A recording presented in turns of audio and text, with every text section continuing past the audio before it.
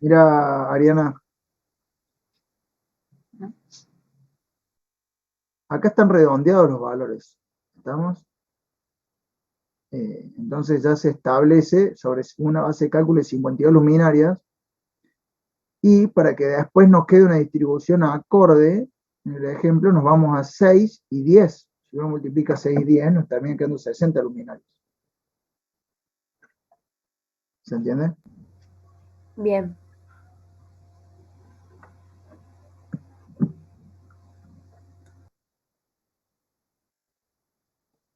Bueno, ¿alguna cosita más? Profe, yo tengo una duda. ¿Sí? El pasillo, o sea, interpreto que es el espacio que hay entre la zona de depósito y la zona de calidad. Bien. Hay que hacer cálculo también, no se cuenta como una zona más, ¿verdad? Sí, Perfecto, un área circular. gracias. ¿Estamos? Evalúan ahí cuál va a ser la superficie de trabajo, la altura de superficie de trabajo para ese tipo de área.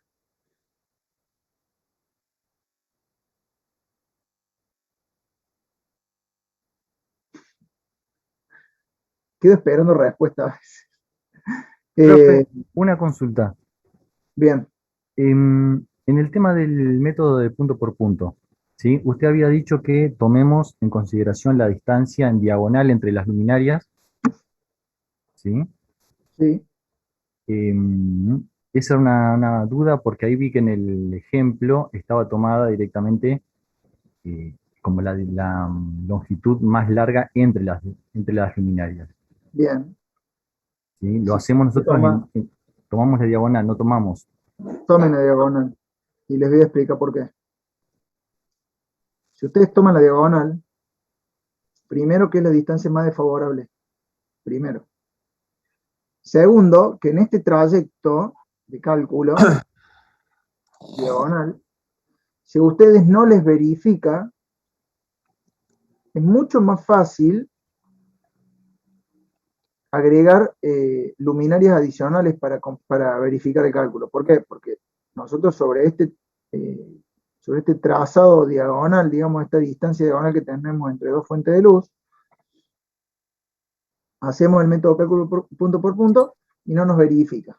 En determinados puntos no verifica. Entonces ustedes van a tener que tomar la decisión de decir, bueno, agregamos a este trayecto una tercera luminaria. Entonces agregan esta luminaria, cómo afecta esta o cómo aporta esta luminaria sobre cada uno de los puntos del trazado que ustedes definieron. ¿Está bien? Si por X causa les queda corto, no llegan a verificar, agregan una cuarta luminaria, que digamos los cálculos de aporte de esta y de esta van a ser iguales para cada uno de los puntos, ¿está bien? O sea que ustedes calculando uno ya tienen prácticamente calculado el cuarto punto. Y ahí es mucho más fácil. Si ustedes toman esta distancia vertical, ¿estamos? Es como que les queda de una forma media ambigua, o sea, ustedes van a tener aporte de esta luminaria, de esta luminaria, de esta luminaria y de esta luminaria. O sea, van a tener aporte de 4 luminarias más. Entonces, es como más difícil de definir en caso de que no validen eh, más fuentes de luz para el cálculo. ¿Estamos?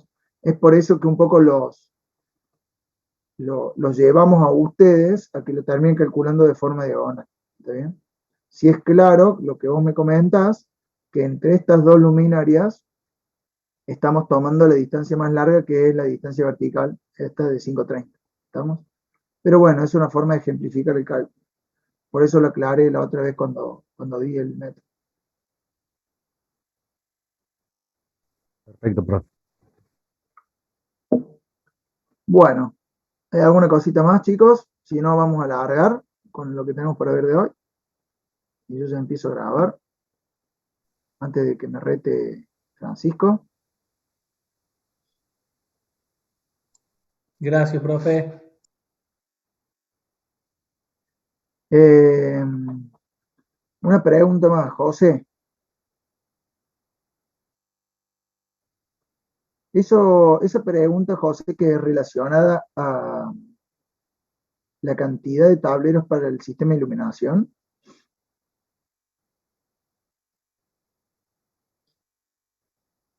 ustedes pueden instalar la cantidad de tableros que consideren necesarios para la alimentación del sistema de iluminación.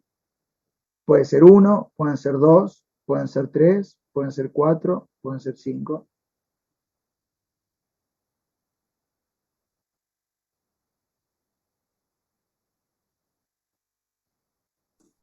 Profe, le hago una consulta con respecto a lo que acaba de decir de la distancia diagonal.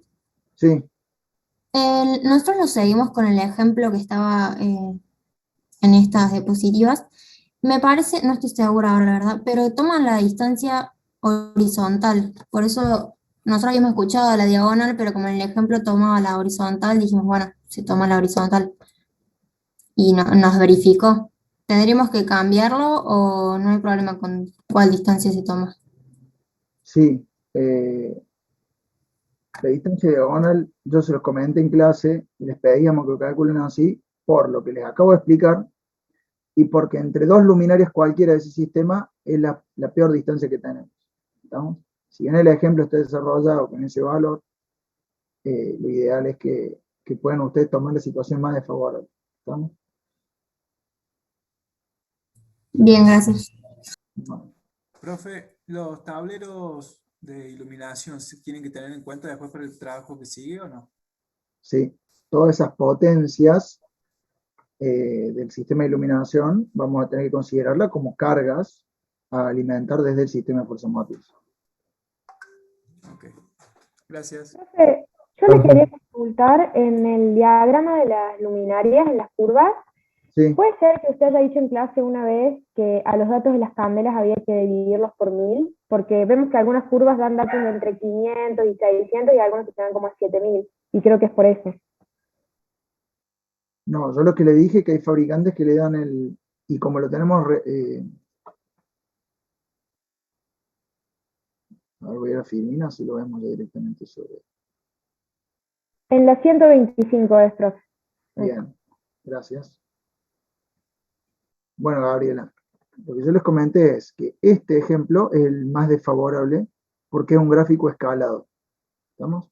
Entonces, el fabricante, en este caso, lo que está haciendo es representar la distribución luminosa de la luminaria en candelas sobre 1000 lúmenes. ¿Está bien? Hace la división sobre 1000. Hay algunos fabricantes que ya lo dan escalado, pero lo tiene que aclarar abajo en cómo lo realiza. Entonces, por ahí hace una curva de distribución, una curva polar para esa luminaria y ya lo da con el número final. Entonces, usted no tiene que hacer toda esta operación de irreal, sino que directamente seleccionando el ángulo le da el valor de irreal directo para aplicarlo en la fórmula siguiente del cálculo de la iluminancia. Por eso, Buenísimo. esa que te da 7000 puede ser que ya sea una curva que no se encuentre escalada a 1000 lúmenes. Claro, ¿No? sí, me parece que es eso. Bueno, gracias, profe. No, por favor. Profe, ¿Sí? usted mencionó hace un rato, pero no pude escuchar bien, con respecto a la altura del H, que mencionó que era 6,06, pero eso es considerando una altura en ese trabajo distinta a 0,85, ¿cierto? No, no hablé de ese trabajo yo. Ah, porque nosotros tomamos la altura respecto a la pendiente, sería el punto más bajo de donde llega la pendiente del techo. Ahí, eso.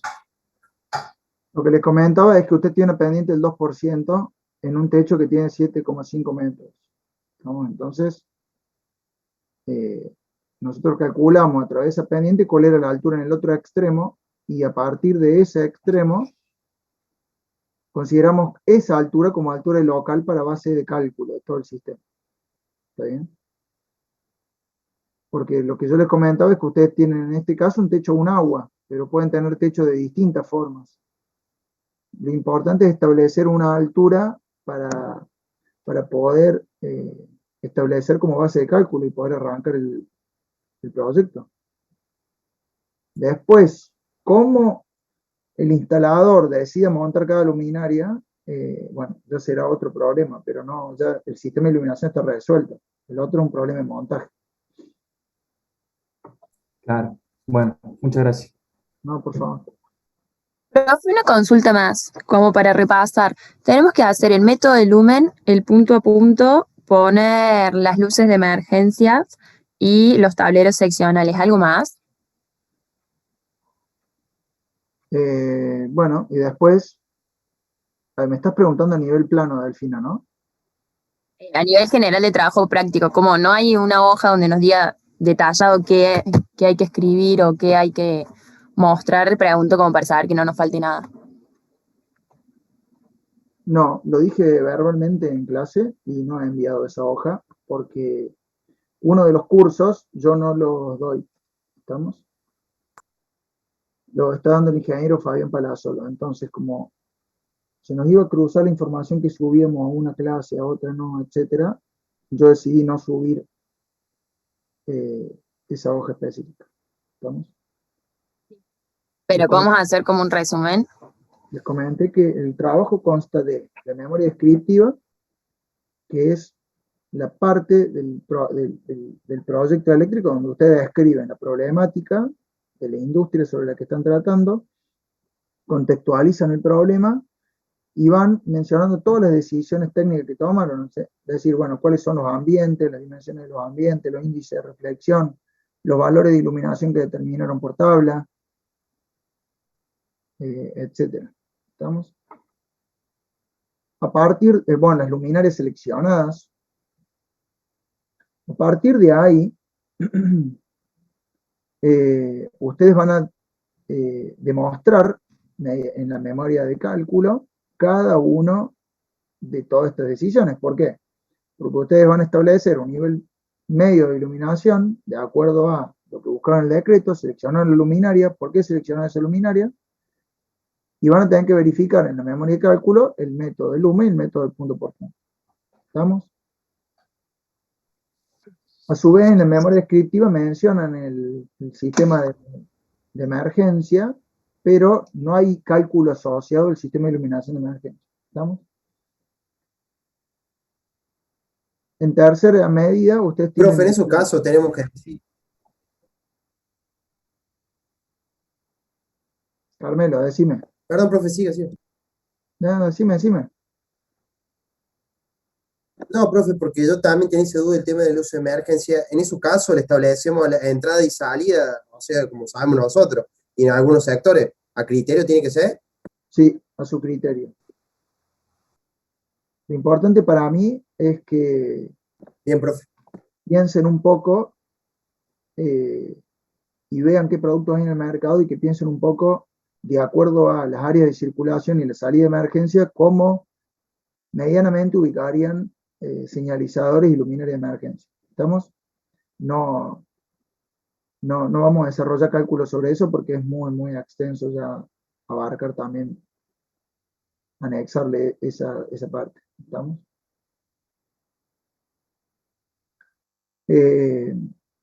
Bueno, una vez que tienen memoria descriptiva de cálculo, van a tener el plano. Estamos en el plano. ¿Qué van a mostrar ustedes? La distribución de las luminarias en cada local, la ubicación del o los tableros que hayan definido, y la canalización desde los tableros hacia las luminarias. Una canalización a nivel de línea en el CAD, no una canalización que ustedes me digan qué sección tiene, qué bandeja es, no, eso no. Simplemente que haya como un trazado en línea desde el tablero hacia las luminarias. ¿Estamos? ¿Qué más? Y bueno, y ahí, aparte de eso, tengan en cuenta de acotar las distancias que ustedes definieron, porque en la distribución, por lo menos acoten un conjunto de luminarias tanto en ancho y alto para que se entienda en cada local cuál es la distribución que establecieron. La ubicación del luminario de emergencia y la referencia de ese plan. Y por último, todos los componentes técnicos que eligieron, digamos, todos los que son luminarias y lámparas seleccionadas, anexarlos como las hojas de datos de esos elementos. ¿Estamos? Porque si ustedes seleccionan una luminaria y no sabemos ni de qué potencia es, ni cuál es la curva de distribución, ni nada, es como que cuál es el respaldo de todo el cálculo que han hecho. Así que bueno, esas son las 4 cosas que tiene que tener el trabajo, digamos. Perfecto, profe, gracias. ¿No? Le vuelvo a decir que he escrito una hoja con definiciones del trabajo y no le he subido a propósito para no descoordinarme o que haya inconsistencias con un curso y con otro no. Estamos como que bajo la situación que estamos, decidimos caminar en el mismo sentido, tanto Fabián como yo, para que ustedes tengan toda la misma información. Al igual, chicos, y vuelvo a repetir, que establecimos como fecha de entrega para los 3 cursos mañana a las 6 de la tarde. Estamos porque se armó lío con grupos que tienen, que están compuestos por integrantes de grupos de cursos distintos. Entonces surgió también la duda de qué día tenían que entregar. ¿Estamos? Entonces, bajo esa situación decidimos que se entrega todo el mismo día, a la misma hora, los 3 cursos, que va a ser mañana a las 6 de la tarde.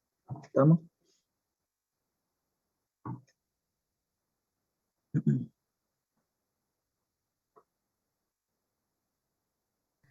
Profe, una última Profe, consulta. perdón, en Classroom había puesto que era a las 8. ¿Hubo un cambio de horario o hasta las 8, Volvió a entrar, digamos? Lucía. Y fíjate si ahora. Bueno.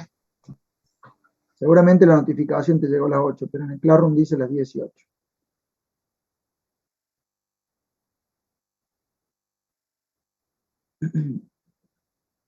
Si lo verificas, avísame, así ya me quedo tranquilo.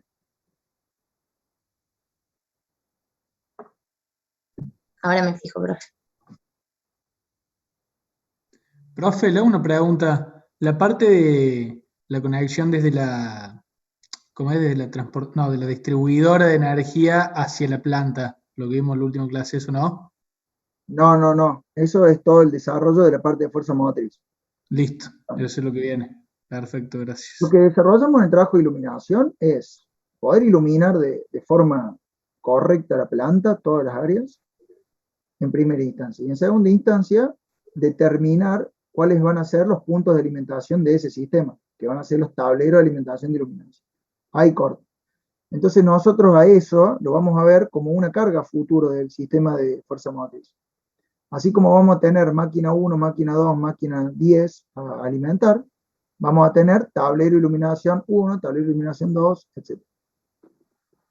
Pero esos tableros hay que ser específicos también con qué tablero poner, o decir simplemente pongo estos 4 tableros y los distribuyo así y alimentan a ciertas partes de la fábrica, o ya poner también el tablero Disculpe, ¿puede grabar la clase? específico. Sí, ¿Cómo? señor, ahí lo grabo.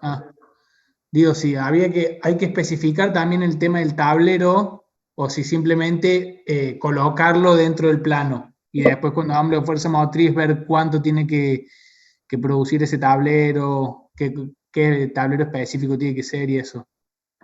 Nosotros diseño de tablero y especificaciones correctas del tablero no les vamos a pedir.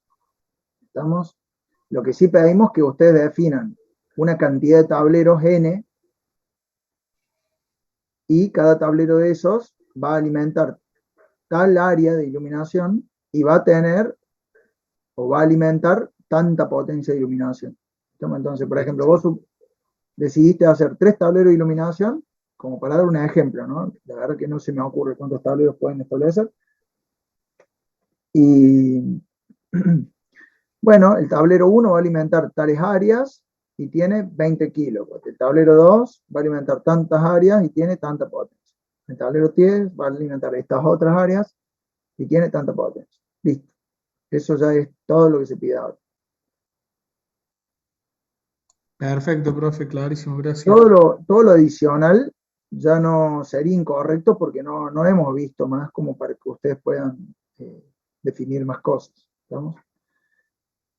La idea, chicos, con el trabajo, con todo este desarrollo que estamos viendo, ustedes imagínense, chicos, que tenemos 5 clases.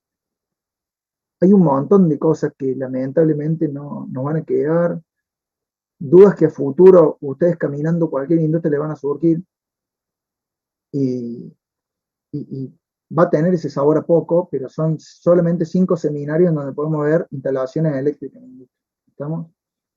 Entonces, bueno, es un poco que ustedes tengan una idea de qué es lo que es una potencia, qué es lo que es una carga, que caminen y entiendan las canalizaciones eléctricas, desde dónde y hacia dónde se distribuyen las cargas.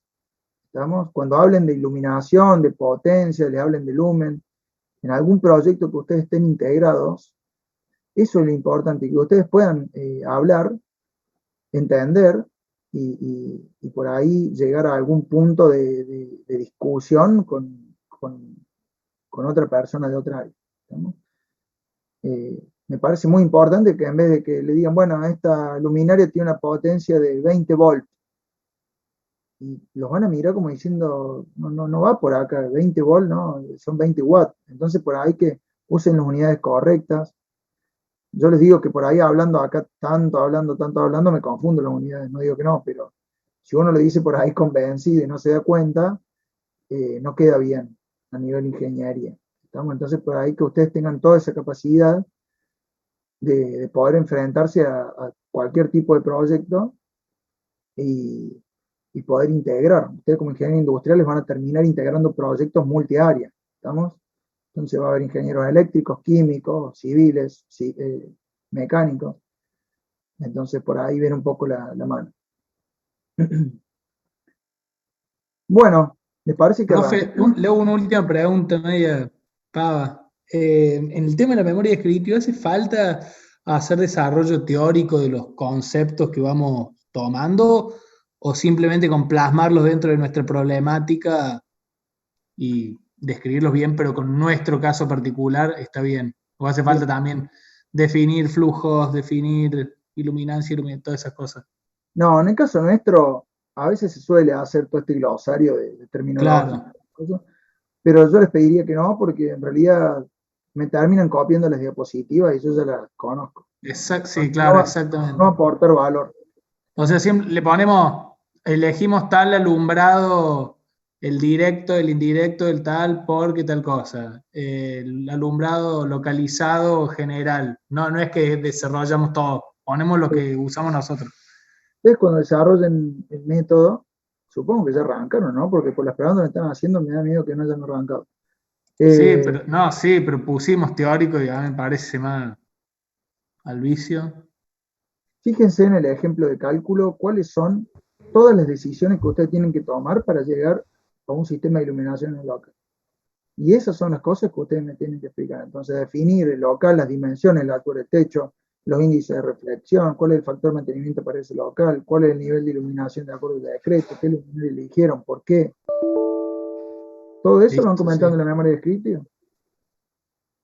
Las luces de emergencia también en estos lados, por tal cosa. La puesta de los tableros también pusimos X cantidad de tableros en estas zonas por tal cosa, ¿así? ¿Completo? Claro. Perfecto. Gracias, profe.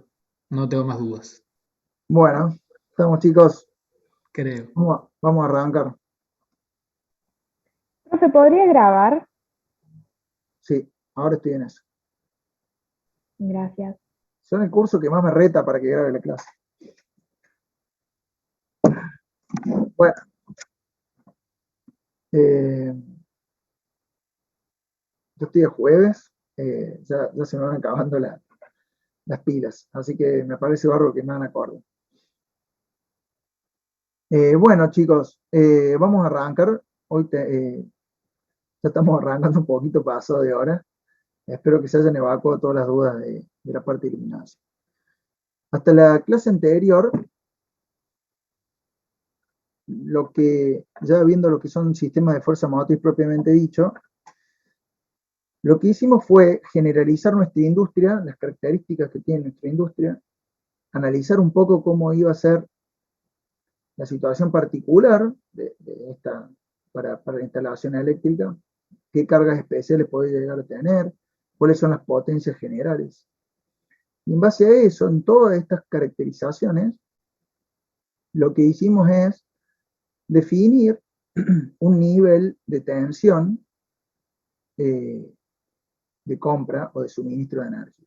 Entonces, en base a eso establecimos no solo la potencia de la industria, sino si es una instalación radial o está inmersa en algún sistema eléctrico más grande, si tenemos un punto de suministro, cuáles son las características de alimentación de la carga, cuál es la potencia que le vamos a solicitar a la distribuidora, si hay muchas variaciones en la calidad de tensión. Bueno, todos estos factores nos ayudaron a determinar cuál es el nivel de tensión sobre el cual queremos comprar la energía. ¿Estamos? Una vez que definimos eso,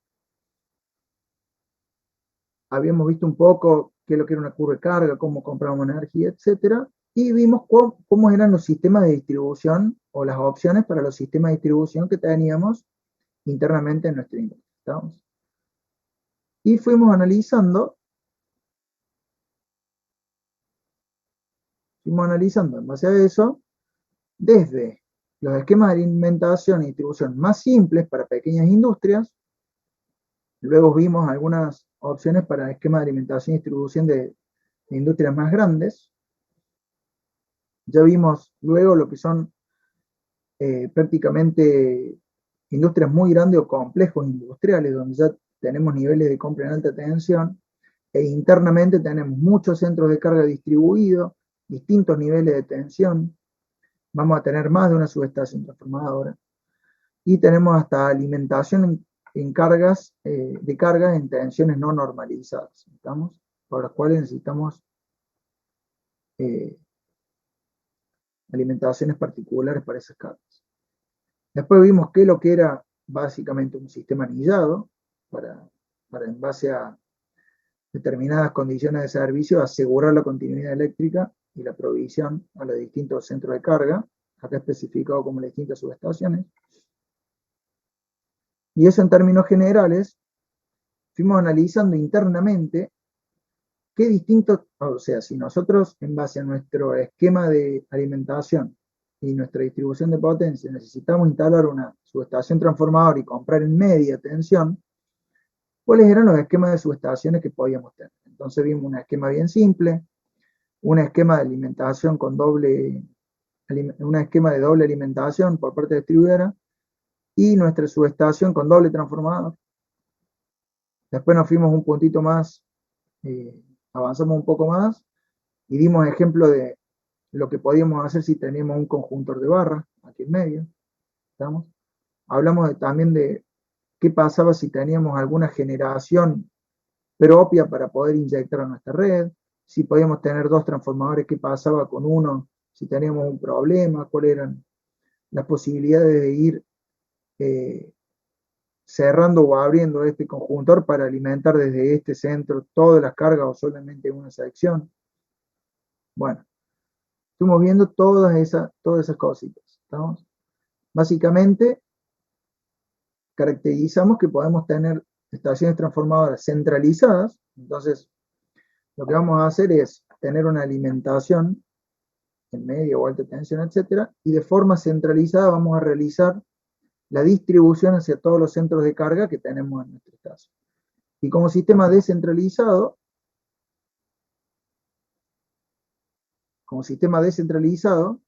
sería tener distintas subestaciones en los distintos centros de carga y desde ahí alimentar a cada uno. ¿Vamos?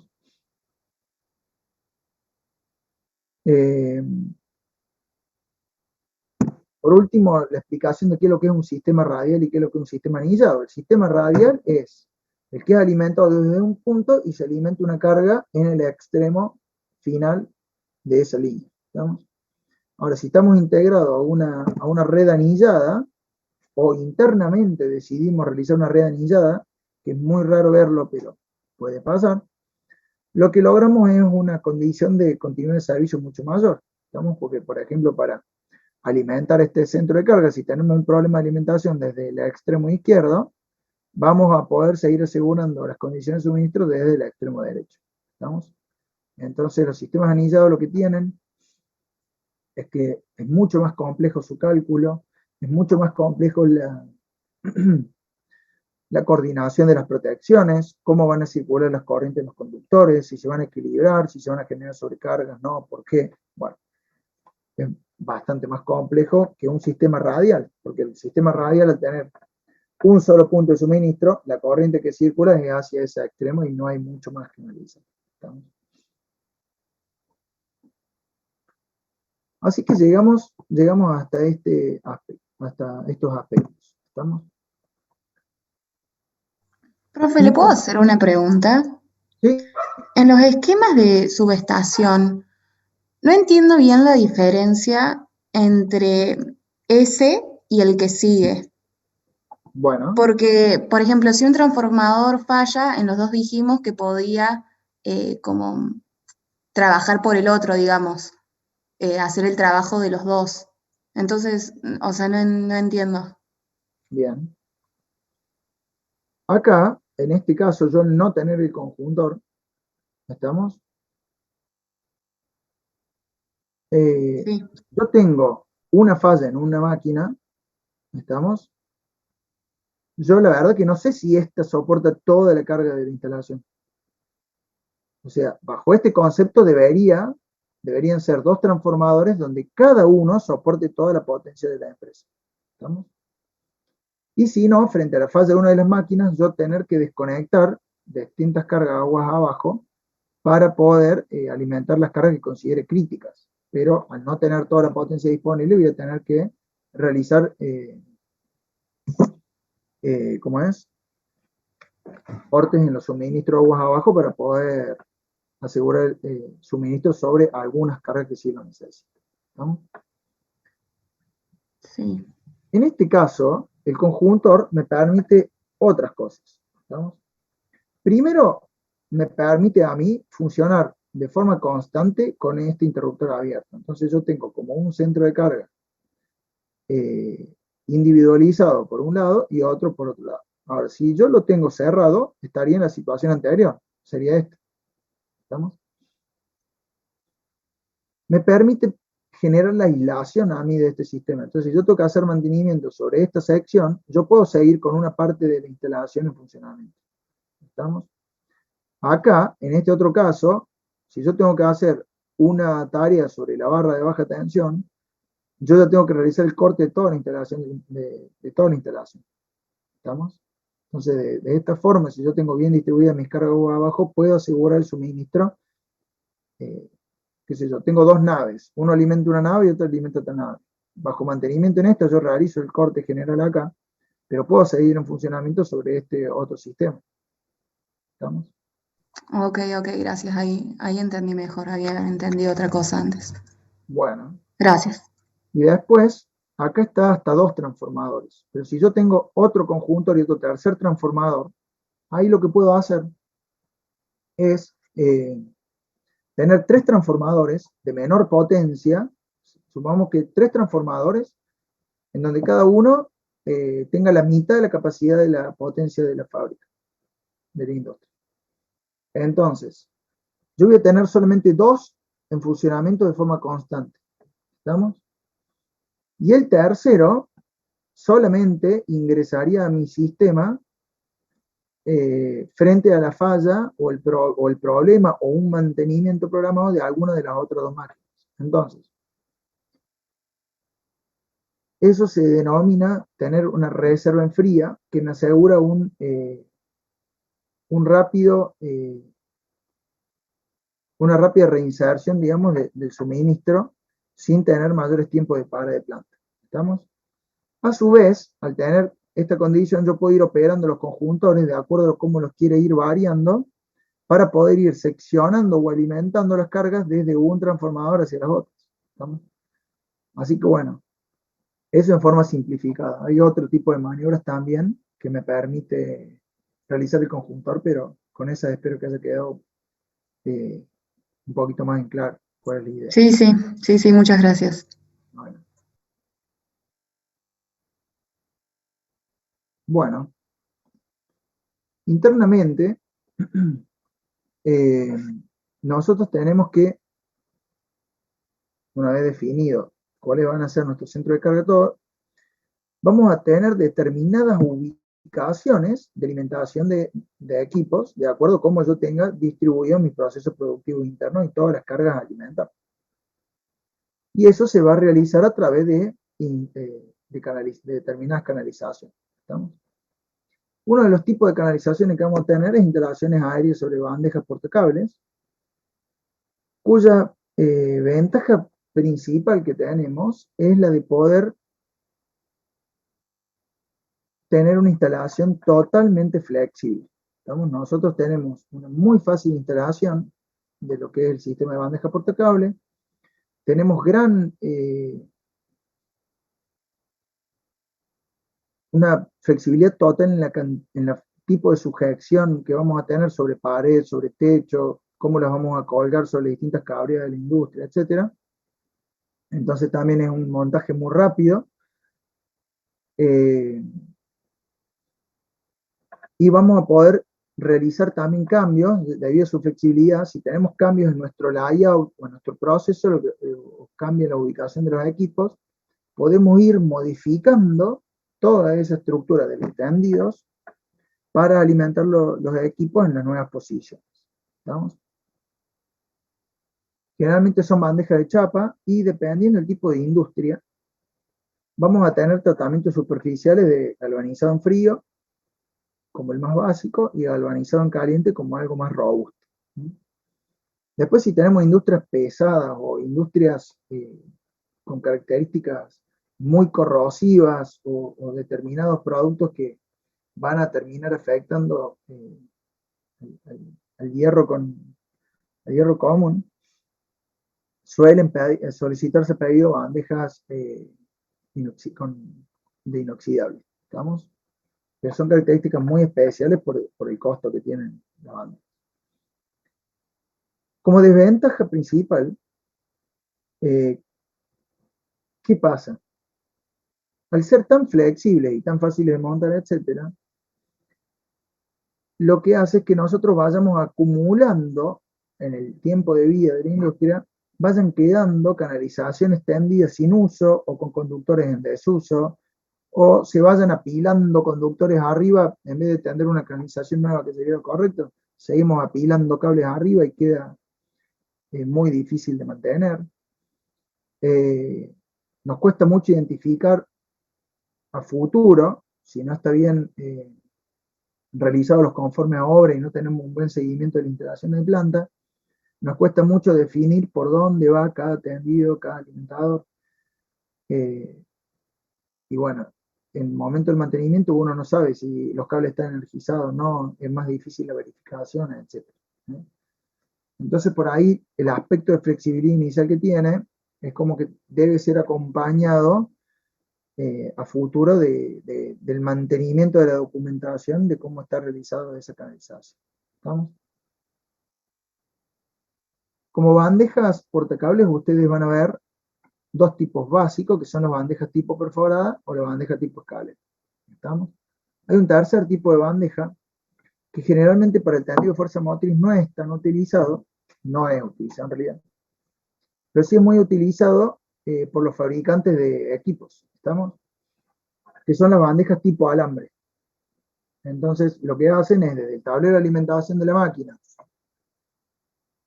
hacia la máquina propiamente dicha y cada uno de los componentes de la máquina, ya sean motores, sensores, actuadores, etc., se realiza el tendido por una bandeja de alambre y es mucho más fácil realizar la alimentación de los distintos elementos de la máquina a través de esta bandeja de tipo alambre. ¿Estamos?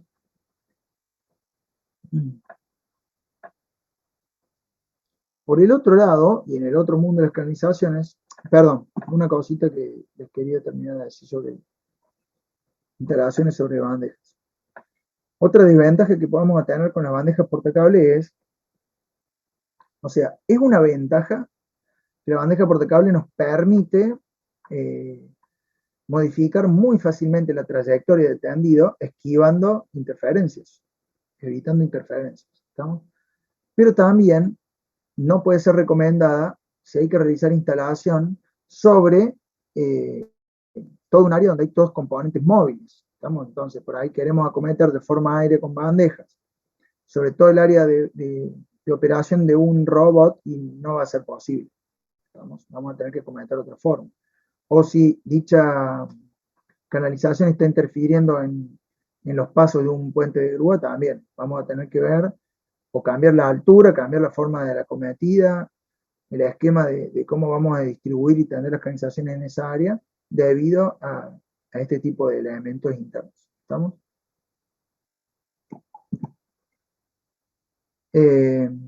Por otro lado, en el otro mundo tenemos que son instalaciones subterráneas. ¿Estamos? Lo que tenemos como ventajas es que si nosotros tenemos que realizar un tendido en todo un área en el exterior en el cual no tenemos instalaciones existentes, es mucho más fácil o más recomendable realizar una instalación subterránea. Porque si nosotros vemos todas las ventajas o la bondad que tiene una instalación sobre bandeja portacable, pero después, para realizar el tendido desde el ingreso a planta hasta el interior de la nave, tenemos 100 metros y vamos a tener que realizar las bases o las fundaciones para la instalación de la bandeja, instalar los soportes tipo columnas para la instalación de las bandejas, el montaje de las bandejas, tener en cuenta las alturas de los cruces de calle para que puedan circular los camiones o los vehículos en el interior de la planta. Entonces, todas esas cosas van a hacer todo un montaje muy aparatoso que no va a quedar, primero, estéticamente, y segundo, que también vamos a gastar mucho dinero en realizar una instalación que podríamos haberla hecho de forma subterránea. ¿Estamos? Las instalaciones subterráneas son mucho más seguras en cuestión de que una vez realizadas no son accesibles, entonces es mucho más complicado que sean vandalizadas o que tengan algún problema de un impacto por el choque de un vehículo, como en el caso de una instalación aérea. También los conductores que son montados directamente de forma subterránea tienen la capacidad de transportar mucha más corriente. No, te estoy preguntando. A mí me fue bárbaro porque hablo un montón y de teachers No sé quién tengo. Sofía, profe, por ahí. Bueno, Sofía. pedimos a Sofía que no la veo desde acá, así que pedimos que silencie el micrófono. Así Si no, le puede mutear. Si no, a mi coequiper le pido, porque no los veo todos los integrantes acá en pantalla. Como desventaja, en caso de una falla, o sea, una cosa que les estaba comentando, los conductores directamente enterrados pueden transportar mucha más corriente que una instalación aérea sobre bandeja. Eso también es una cuestión que a veces se tiene en cuenta, porque si son tendidos principales, y por ahí es muy mucha la cantidad de corriente que van a transportar esos conductores, son cuestiones a tener en cuenta. ¿Estamos?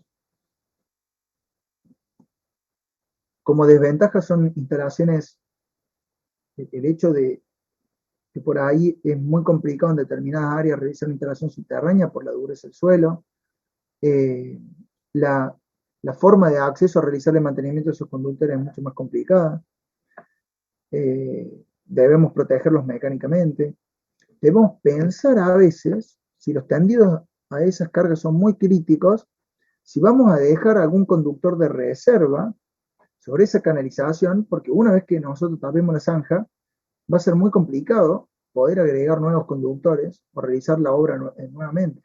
¿Estamos?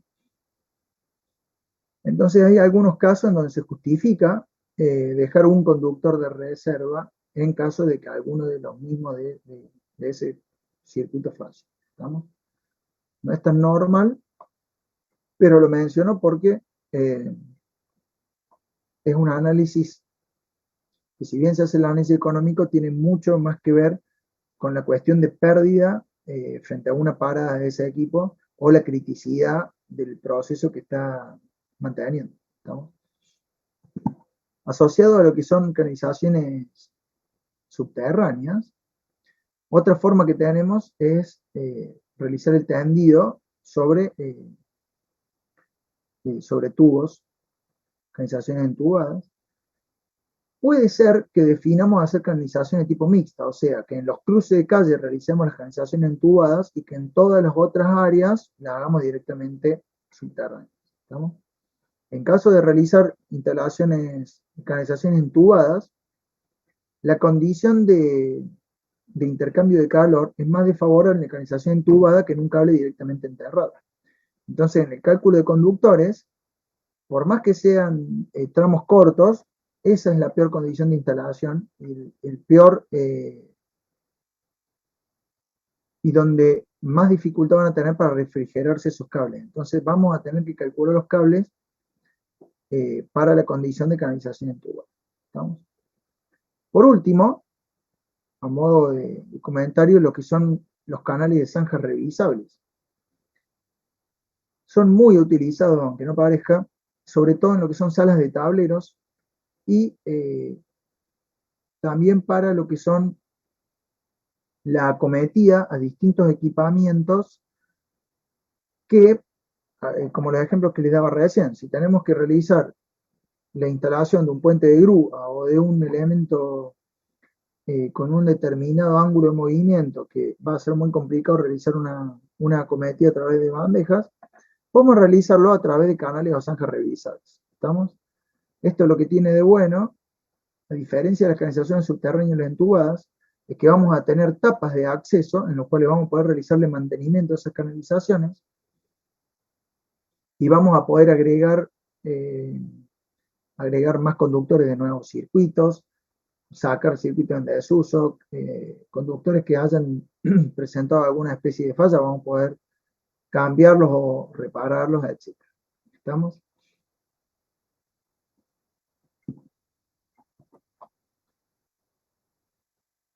Con respecto a los tableros eléctricos, entonces, todas estas canalizaciones las vamos a utilizar para realizar el tendido de conductores.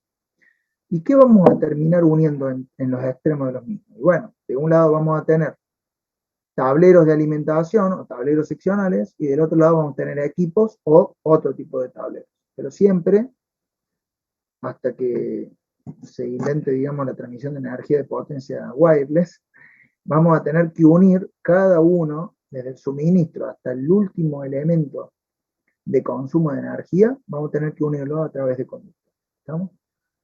Los tableros eléctricos van a ser los componentes a través del cual vamos a ir realizando toda la distribución de potencia en el interior de la industria. ¿Estamos? Vamos a poder definirlos de acuerdo a su función. Pueden ser de medición, de control, de protección, de demanda. ¿Estamos? En este caso estamos especificando funciones específicas para tableros específicos, pero nosotros podemos tener tableros en donde tengamos algún módulo que realice la medición de energía, otro módulo que realice el control de un proceso, otro módulo que estén integrados, digamos, como un conjunto total. Elementos que nos sirvan para maniobrar distintos elementos o las protecciones propias de cada uno de los circuitos que está alimentando ese tablero. ¿Estamos? Al igual que como hablábamos para la elección de las luminarias, un poco parecidos son los aspectos a considerar en la elección de los tableros. ¿Estamos?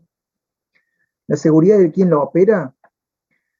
Y bueno, no es lo mismo un tablero ubicado en el interior de planta que está alimentando un conjunto de equipos y que el acceso a ese tablero va a ser solamente de parte del personal de mantenimiento eléctrico y que está capacitado para realizar esa tarea, que un tablero eléctrico que está en el interior de la oficina de la planta y que la recepcionista es la que tiene acceso a operar los elementos de maniobra y protección de ese tablero. Entonces, en base a la seguridad o la categoría de la idoneidad de la persona que manipula ese tablero, vamos a tener que tener en cuenta distintas características de seguridad para el diseño de los mismos. Por otra parte, tener en cuenta la continuidad del servicio en base a que los tableros internamente pueden llegar a tener para circuitos de control o para circuitos de control de proceso o para algún sistema crítico que sea necesario mantener activo, batería de respaldo o sistema de alimentación interrumpida por UPS. Otro de los aspectos a tener en cuenta, a su vez con la funcionalidad, es la solidez estructural del tablero y asociado a la solidez también voy a hablar de lo que es el grado de protección y la terminación superficial. Todos estos aspectos están relacionados a la robustez del tablero. La robustez del tablero va a estar dado al nivel de potencia que maneje ese tablero y al nivel de tensión sobre el que está sometido. ¿Estamos?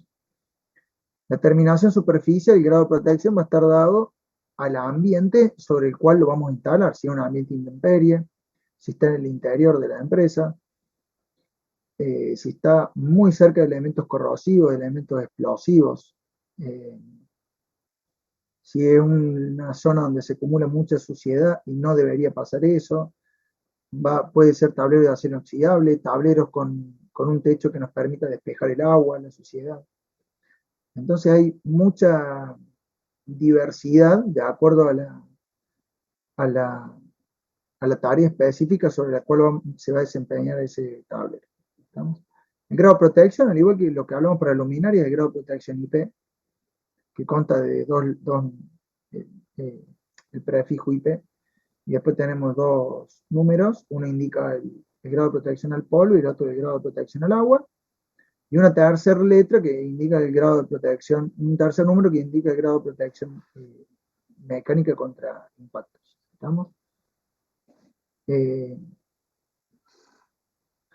Con respecto a la ubicación, chicos, bueno, un poco, no sé si yo lo comenté en otras clases anteriores, pero también para que ya, si lo quieren ajustar en el trabajo de iluminación, el tema de la ubicación de los tableros deben ser ubicados, en mayor medida, en lugares que sean secos, o si vas a estar intemperie, que van a estar sometidos a la inclemencia del tiempo, que sí estén ubicados en lugares donde va a haber buen despeje de agua y no se va a inundar la zona. Después, que podamos asegurarle un determinado grado de ventilación, porque la densidad de corriente del interior va liberando calor, y después también determinados componentes que va a haber en el interior de los tableros también liberan energía en forma de calor. Entonces, es importante para la seguridad eléctrica y para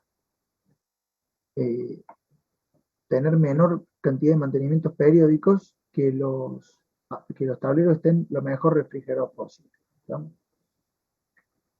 Que sean fácil acceso. Ustedes pueden ver un plano de planta donde van a tener una distribución de layout determinada y eso va a ir sufriendo modificaciones. Y puede ser que los tableros nos queden en ubicaciones muy desfavorables. Entonces, lo que tenemos que asegurar siempre es que intentar que los tableros queden ubicados de tal forma que el personal de mantenimiento pueda mínimo abrir la puerta, acceder tranquilo, a hacerle un mantenimiento, que permitan esa libertad de poder realizar un cambio, porque por ahí hay componentes de muy gran tamaño y que no se pueden sacar por la puerta porque quedan aprisionados entre alguna cinta transportadora del proceso, etc. ¿Estamos? Así que un poco, si bien ustedes tienen representadas las máquinas no por un contorno específico, sino como puntos de consumo particulares, está bueno un poco que piensen en esa situación de por qué ubicaría el tablero en una u otra posición. ¿Estamos? También hay que tener cuidado con la ubicación de los tableros que estén cerca por ahí de área de circulación, pero si esa área de circulación es tal que están circulando montacargas todo el tiempo, el tablero queda muy sometido a un choque, queda muy condicionado a que lo puedan chocar algún día con el montacargas. Entonces eso también tiene que ser tenido en cuenta al momento de la ubicación de los mismos.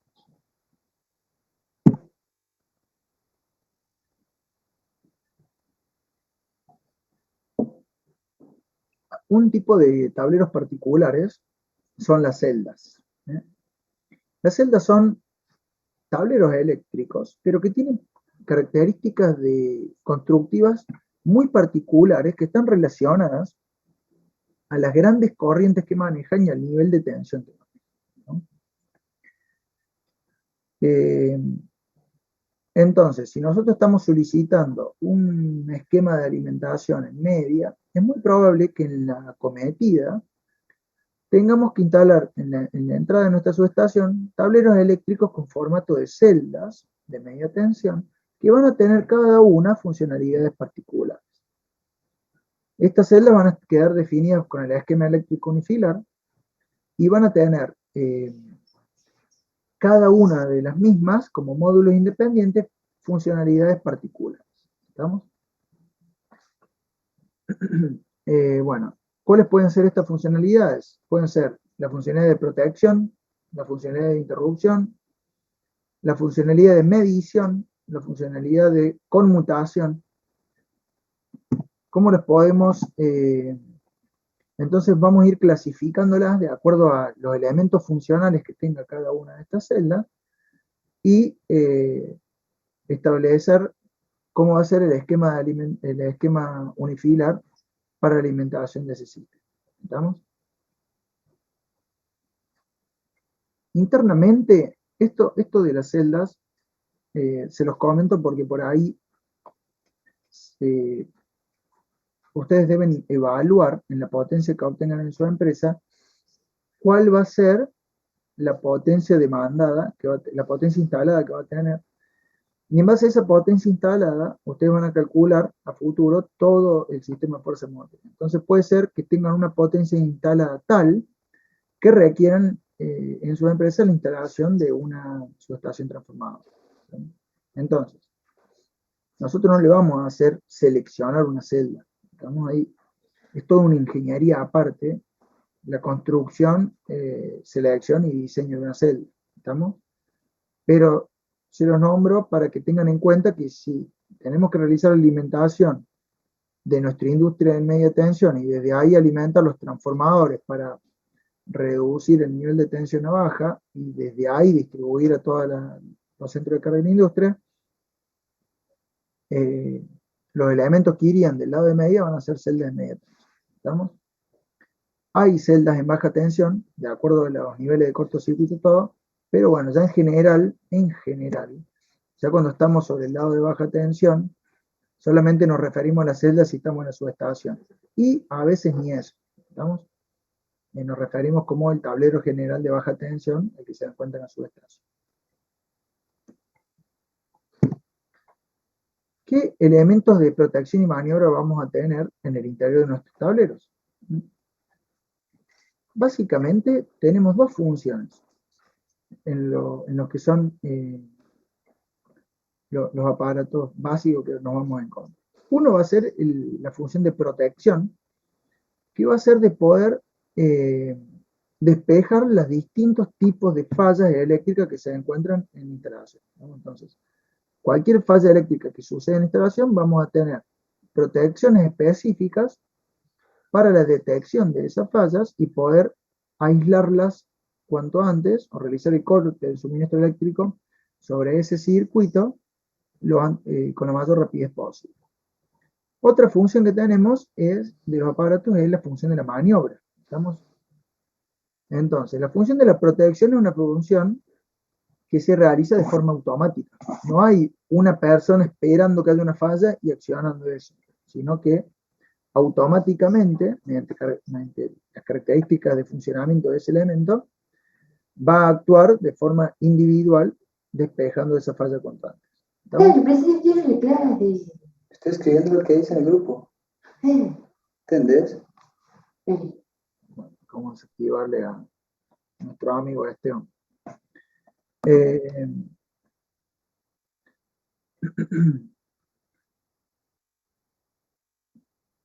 Y eso es de forma automática. ¿Estamos?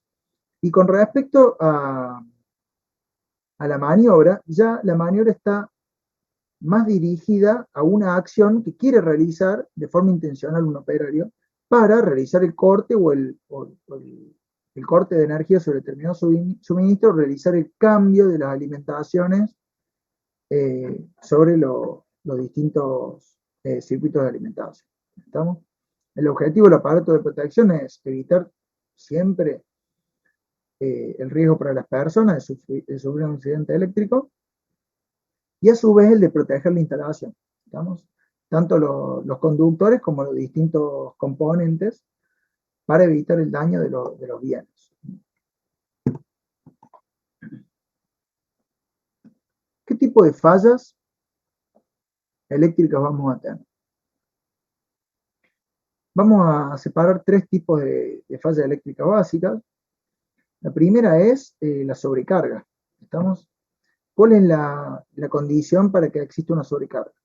Un circuito que, bajo un determinado valor de corriente nominal, se encuentra momentáneamente con un exceso de ese consumo de corriente. ¿Estamos? Entonces, si ese consumo de corriente o esa solicitud de potencia se mantiene durante un determinado periodo de tiempo, la protección va a determinar una condición de sobrecarga.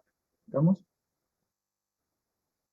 Por otro lado, bueno, la sobrecarga se puede ver como un exceso en ese valor de consumo, pero no con un valor de corriente totalmente anormal, sino como que se encuentra en valores superiores en un determinado porcentaje al valor definido como corriente nominal. ¿Estamos?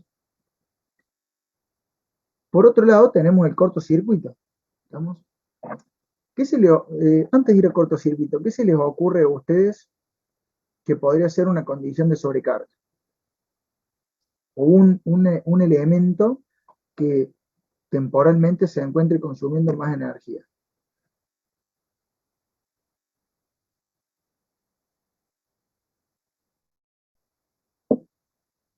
Me parece que se me han dormido todos del otro lado. Puede ser, profe, que no sé si llevan algunos capacitores, por ejemplo, los capacitores no están trabajando o algún artefacto dentro de la máquina está trabajando mal y hace que se sobrecargue. Bueno, Maximiliano, eso puede ser una forma, eso puede ser una causa. Por ejemplo, si se agota un capacitor, frente a ese problema de arranque o ese problema de funcionamiento, va a haber una condición de sobrecarga y puede actuar la protección. Está muy bien.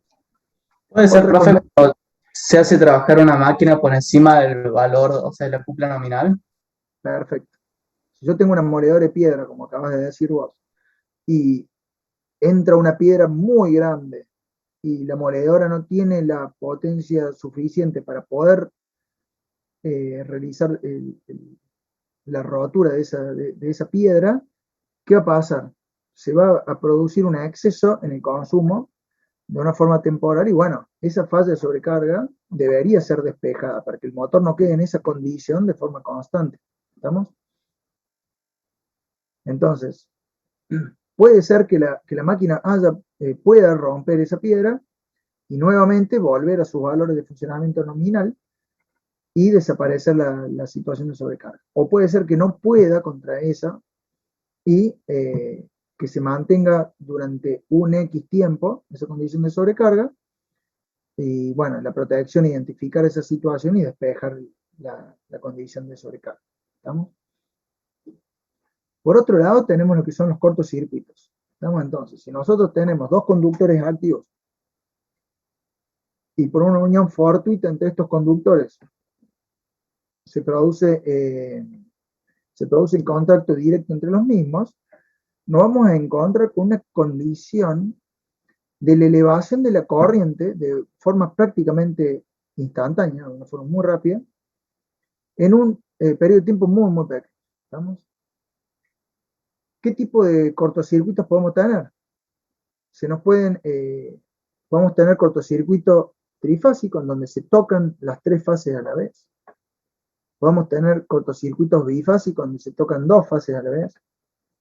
Podemos tener cortocircuitos monofásicos, donde se da entre una fase y el neutro.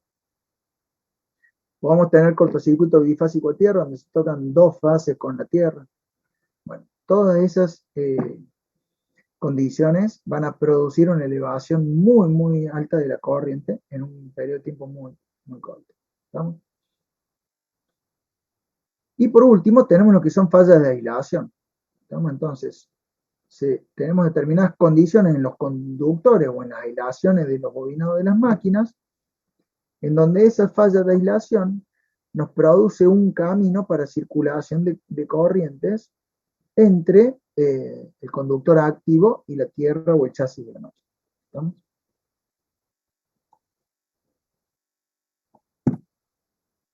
Para este tipo de fallas eléctricas, ¿qué tipo de protecciones vamos a utilizar? O sea, no para todos los tipos de fallas vamos a tener un único elemento de protección. El primer elemento que vamos a ver son los interruptores automáticos. Estamos dentro de este mundo de interruptores, podemos ver lo que son interruptores automáticos de potencia o lo que son los pequeños interruptores automáticos, que se denominan PIA. ¿Estamos? El principio de funcionamiento para ambos es el mismo, son interruptores termomagnéticos. Pero, ¿cuál es la diferencia entre uno y el otro? Digamos que el interruptor automático de potencia tiene la capacidad de transportar o manejar corrientes mucho más elevadas y realizar el corte o la interrupción de corriente de cortocircuito en valores mucho más elevados que lo que realizaría un pequeño interruptor automático. ¿Estamos? A su vez, también como funciones adicionales y debido a que al poder transportar valores de corriente mucho más elevados, son elementos más críticos porque de ellos dependen la alimentación de muchos más equipos agua abajo. Entonces, ya vienen con capacidades de regulación de las corrientes de cortocircuito, capacidad de regulación de las corrientes de sobrecarga. Podemos ajustar la curva de actuación como nosotros queremos. Bueno, ya hoy en día son pequeñas computadoras, digamos, cada interruptor automático, la capacidad de configuración que tenemos. A contrapartida, los pequeños interruptores automáticos, como las PIA, como las que estamos viendo, que serían como las mal llamadas térmicas que tenemos en los tableros de cualquier domicilio también. El principio de funcionamiento es el mismo que el interruptor automático potencial, a diferencia de que no son regulables, digamos, por cuestiones de costo, ya vienen con una característica calibrada desde el fabricante. ¿Estamos? ¿Cómo es el funcionamiento básico? ¿Por qué se denomina termomagnético? Acá lo que estamos viendo es un interruptor termomagnético bipolar, pero está protegida una sola fase de ese bipolar. ¿Estamos? Porque la otra, fíjense que va, alimenta la carga y después vuelve directamente, como que hace un contacto directo entre los bordes. Este es un dibujo totalmente esquemático, chicos. ¿Estamos? Nosotros por normativa en nuestro país, si instalamos un interruptor termomagnético, debe estar protegido en ambos polos. Entonces, todo esto que ustedes están viendo dibujado arriba, debería estar dibujado también abajo. ¿Estamos? Bueno, si tenemos circulando una corriente alimentando esta carga, y esta carga, que le estoy señalando aquí con el mouse, entra en una condición de sobrecarga, ¿qué va a pasar? Acá tenemos un elemento bimetálico. Entonces, ese elemento bimetálico, al circular una corriente mayor que la nominal, va a empezar a elevar su temperatura. En esa elevación de temperatura, llegado un determinado tiempo, se va a producir el despeje de ese elemento bimetálico, una pequeña apertura, y esa apertura, ese elemento bimetálico, va a accionar un mecanismo que va a abrir el contacto de potencia de ese interruptor. Entonces, esta es la forma en la que el interruptor identifica una corriente de sobrecarga a través de un elemento térmico. ¿Estamos? ¿Y para qué lo que es el elemento magnético? Bueno, nos encontramos nuevamente alimentando esta carga y por X causa, este conductor activo se termina tocando con este otro conductor activo. Entonces se produce un cortocircuito entre estos dos cables y se va a producir una elevación de la corriente a un valor muy elevado a nivel del cortocircuito. ¿Estamos?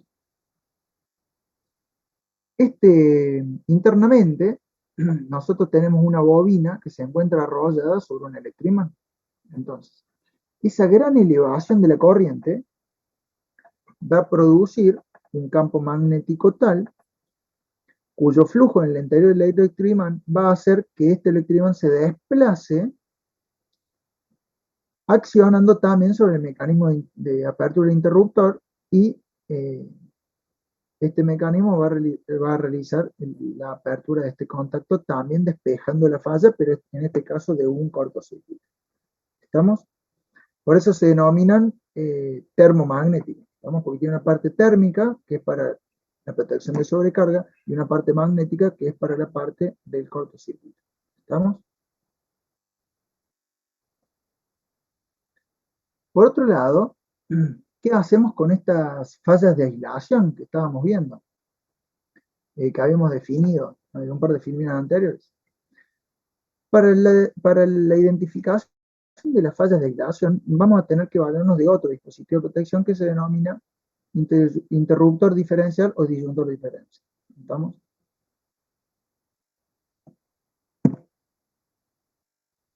Entonces, ¿cómo es el principio de funcionamiento básico de un interruptor diferencial? Básicamente lo que hace el interruptor diferencial es constantemente evaluar la corriente que sale con respecto a la corriente que entra. Entonces, internamente lo que hace es evaluar la corriente que sale con respecto a la corriente que vuelve a ingresar. ¿Estamos? En una condición normal, una condición normal y correcta de funcionamiento, la corriente que sale es igual a la corriente que entra. Internamente, ¿qué es lo que tiene el disyuntor diferencial? Tiene un toroide, estamos, sobre el cual se encuentran arrollados dos bobinados, ¿no? Una bobina en la fase y la otra bobina que se encuentra arrollada aquí es el neutro. ¿Estamos?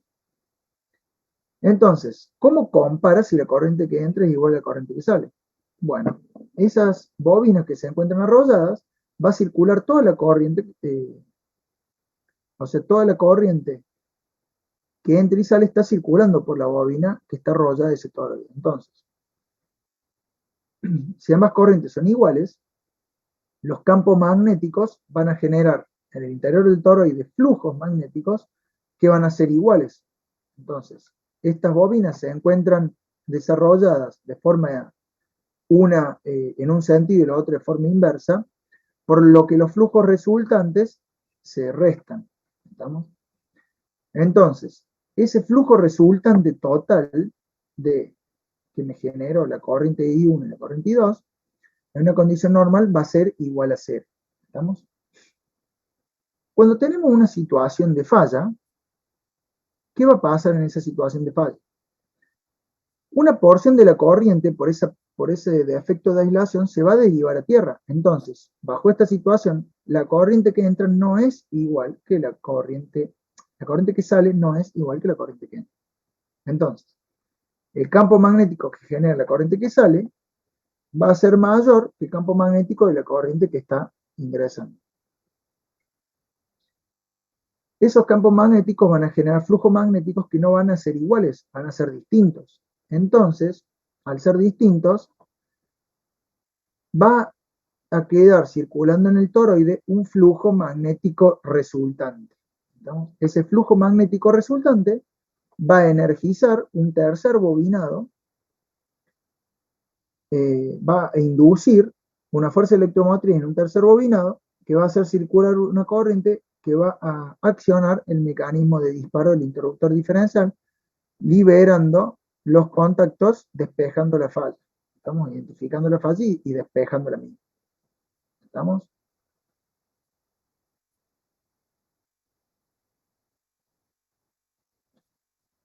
Creo que se les puede armar un poco de lío entre corriente, campo, flujo, etc.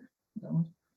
Si lo queremos ver solamente a niveles de corriente, entonces, si la corriente que entra y la corriente que sale son iguales, no vamos, el flujo resultante va a ser 0 y no vamos a tener ningún estímulo sobre el mecanismo de disparo. ¿Estamos? Ahora, si son distintas, debido a una falla de la aislación, el flujo resultante no va a ser igual a 0 y se va a producir la actuación del mecanismo de disparo. ¿Estamos? ¿Qué son los guardamotores? Bueno, recién estábamos hablando de los interruptores automáticos. El guardamotor también es un interruptor automático, un interruptor termomagnético.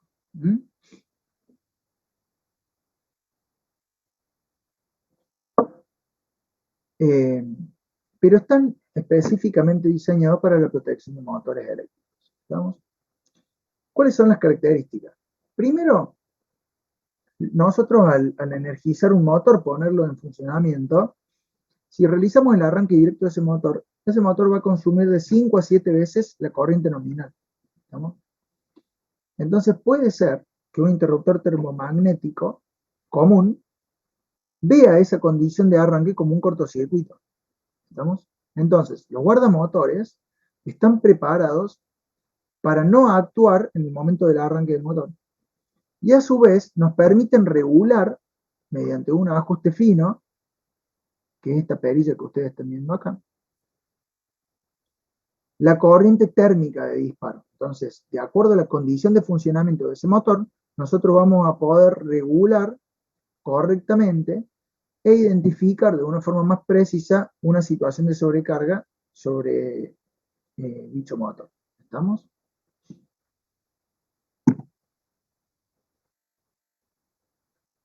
Los fusibles también son elementos de protección que están constituidos internamente por un delgado filamento que, bajo determinadas situaciones de corriente-tiempo, ya sea una situación de sobrecarga o una situación de cortocircuito, van a actuar. ¿Qué va a pasar? Va a circular un determinado valor de corriente sobre ese filamento que lo va a terminar fundiendo, y en esa fusión se va a terminar realizando el corte de ese filamento, produciendo la apertura del circuito eléctrico. ¿Estamos? ¿Cuál es la ventaja que tienen los fusibles? La ventaja que tienen los fusibles es que son elementos bastante económicos y que nos permiten tener altas corrientes de corte frente a cortocircuitos. ¿Estamos? Nosotros, para tener el mismo poder de corte frente a un cortocircuito para un interruptor automático, vamos a tener que gastar bastante dinero, que con los fusibles los vamos a tener solucionado con un menor coste. ¿Estamos? Como contrapartida, los fusibles tienen el problema que no son restituibles. Entonces, o sea, no tienen la capacidad de restituirse, o no tienen la capacidad de reconectar o de ser reconectados luego de una apertura. Entonces son dependientes del mantenimiento y dependientes de que nosotros tengamos en el pañol asegurada una determinada cantidad de repuestos para que, en el caso de fallas, podamos tener una restitución rápida de ese circuito eléctrico. ¿Estamos?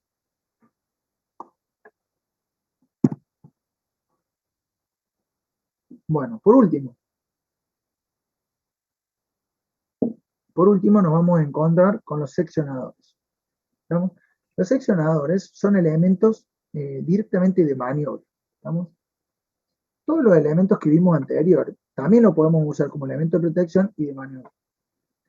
Pero los seccionadores son elementos que no tienen protección asignada y nos sirven directamente para realizar maniobra de energización o desenergización de un circuito o un equipamiento eléctrico en particular. ¿Estamos? La idea de un seccionador es que el personal de mantenimiento tenga la seguridad visible de que realizó el accionamiento de desenergización de un equipo para poder realizarle ese mantenimiento. ¿Estamos? Entonces consiste en aislar eléctricamente la instalación, dejando esa instalación sin carga y envase. ¿Estamos? Ustedes van a ver, si alguno trabaja en una empresa, van a ver que la mayoría de los equipamientos que han comprado de determinados fabricantes tienen en la cometida eléctrica de esa máquina un interruptor de mantenimiento o un seccionador.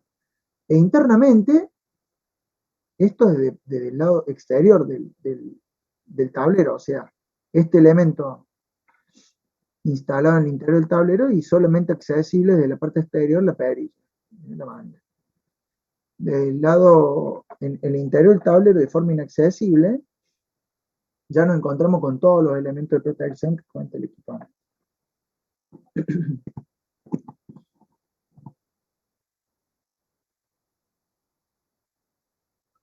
Bueno, acá tenemos la simbología básica que se utiliza en un esquema unifilar. Podemos ver la diferencia que hay entre la especificación del símbolo de un interruptor automático de potencia o un interruptor termomagnético.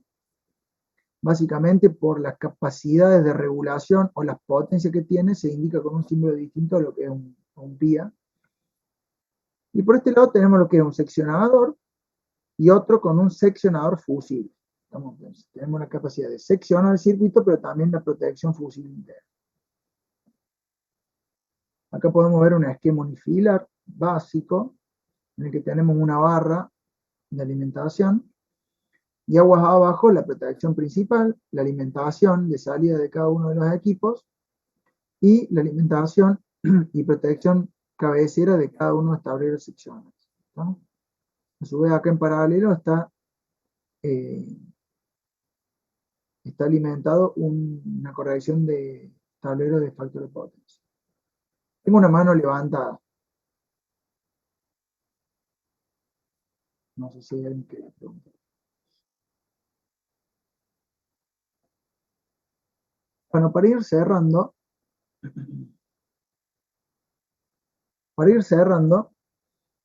vamos a ver conceptos básicos de conductores, diferentes cositas así, pero muy por arriba. Los conductores son aquellos elementos que nos van a permitir realizar toda la alimentación y distribución de energía a todos los elementos de nuestra instalación. ¿Estamos? Podemos tener conductores que están conformados por un solo único alambre, o ya lo que se denomina cable, que son muchos alambres delgados trenzados y hilvanados de forma concéntrica, formando un conducto. ¿Estamos? Como material tenemos dos materiales básicos. Vamos a tener lo que es el cobre y lo que es el aluminio, y vamos a encontrar generalmente los conductores son aislados, excepto para el caso de que tengamos las puestas a tierra o todas las instalaciones, lo que son descargas atmosféricas. ¿Estamos? Claro que lo que nombra de instalaciones de efecto luminoso en fachada ya está prácticamente en desuso, pero bueno, lo nombramos ahí. Nosotros podemos realizar tendidos de cables tanto unipolares como multipolares. Los cables unipolares no es que sea el tendido de un cable único, sino que vamos a componer circuitos monofásicos, trifásicos o trifásicos con neutro, que serían tetrapolares, mediante la composición de varios cables unipolares. ¿Estamos?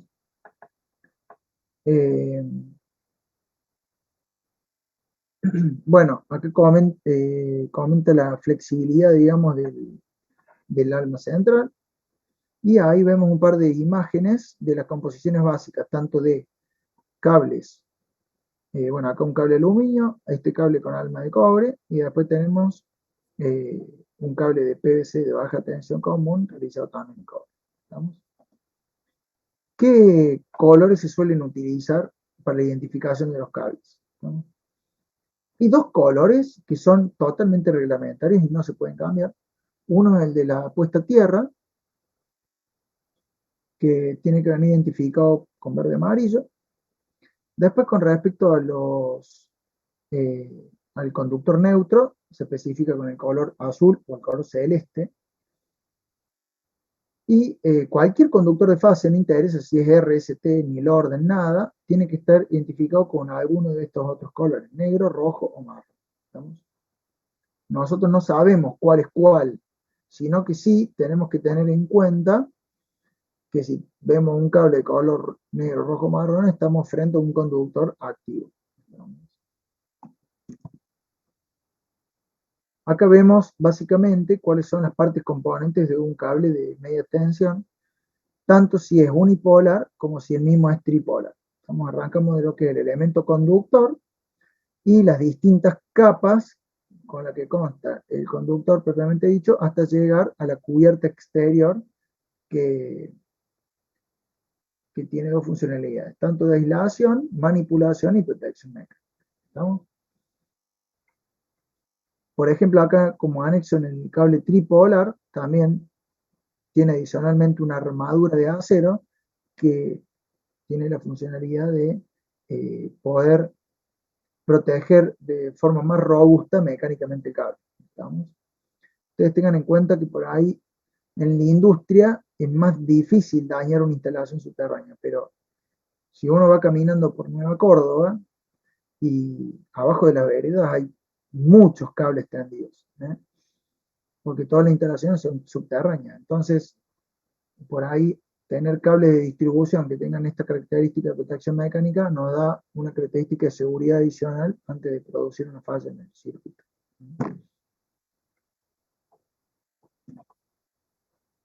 Bueno, chicos, vamos a cortar acá.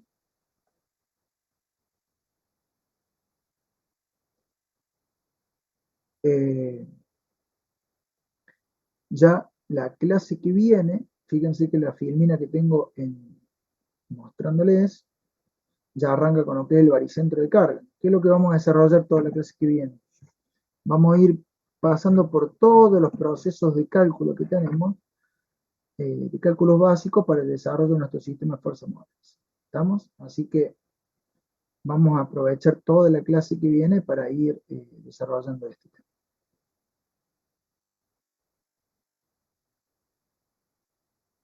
Profe, Sí, una consulta. sí. Al parcial, ¿entra todo lo que estamos viendo en estas filminas? Sí. Bien. Sí, Ariana.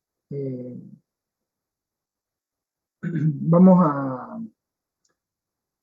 Va a ser un parcial multiple choice, en donde se van a ver, digamos, conceptos de lo que estamos viendo acá en clase, ¿no? Y el respaldo, digamos, informativo van a ser las filminas que estamos viendo. Gracias, profe. No, por favor. Bueno, chicos, yo los libero por lo pronto. Cualquier cosita que quede dando vueltas para mañana, yo trato de responderles cuanto antes y ya les voy a estar subiendo la clase. ¿Estamos? Daniel, levantó la mano. No sé qué Sí, profe, nosotros con mi grupo tenemos 2 consultas. No sé si quiere terminar la clase y se las hacemos o le pregunta ahora. Sí, Daniel.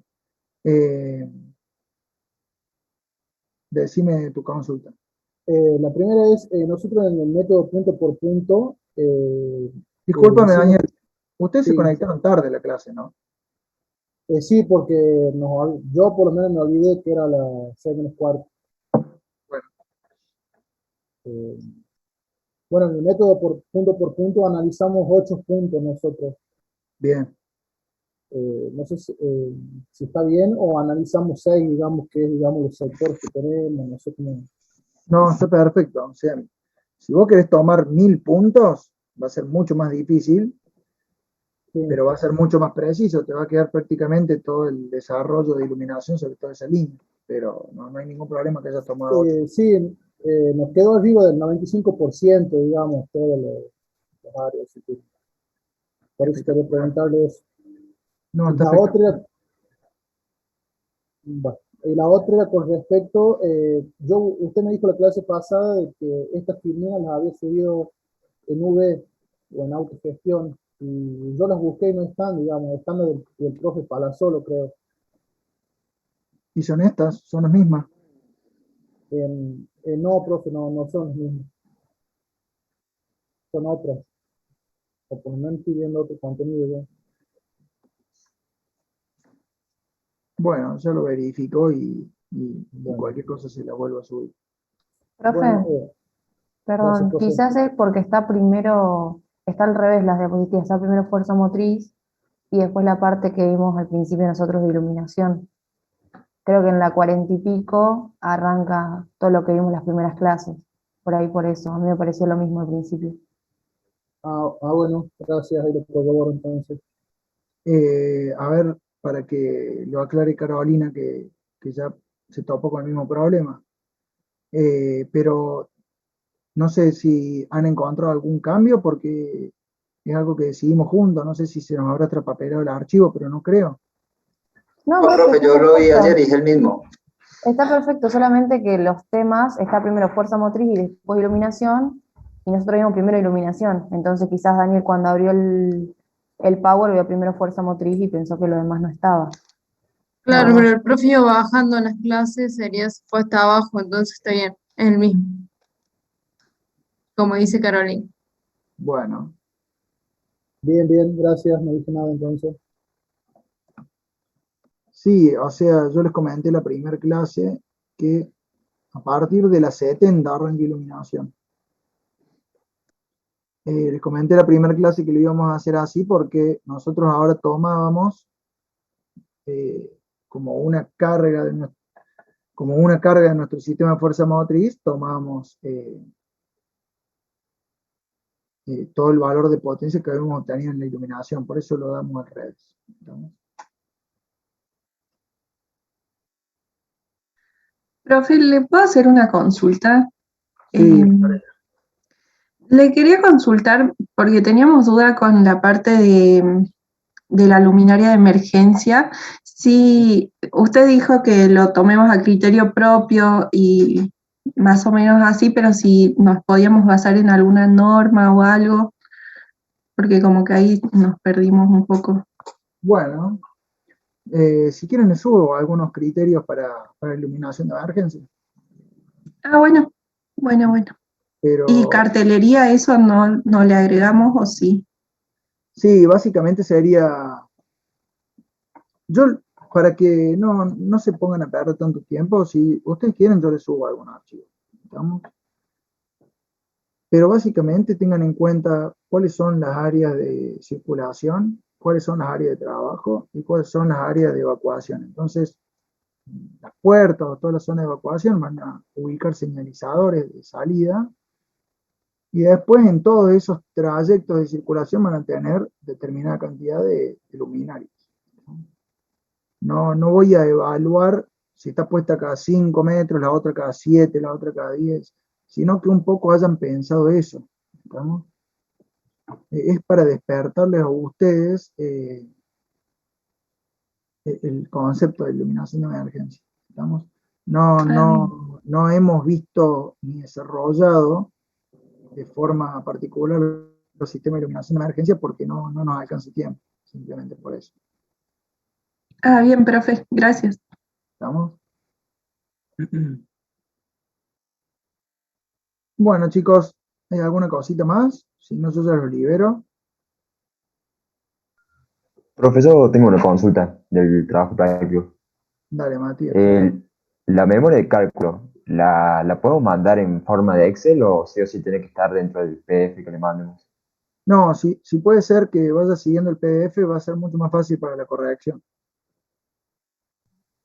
Bueno, gracias, profe. No, por favor, no.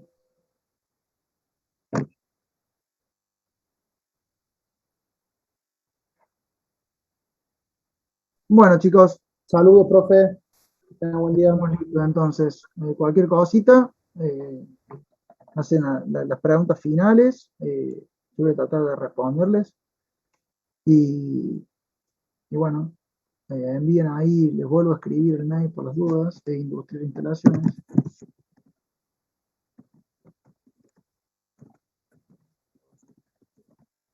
Y ya se lo voy a aclarar ahora en el Classroom para que todos lo manden al mismo mail. ¿Estamos? Que no, por cuestión de organización de la cátedra nos conviene que esté de esa forma. Bien, profe, ¿algún asunto en particular? Sí, ya se los voy a aclarar todo en el Classroom, ahora así les queda todo bien establecido. ¿Les parece? Bien, gracias. Estamos chicos. Muy buenas tardes a todos. Saludos, gracias. Que estén bien. Chau, chau. Chao, profe, gracias.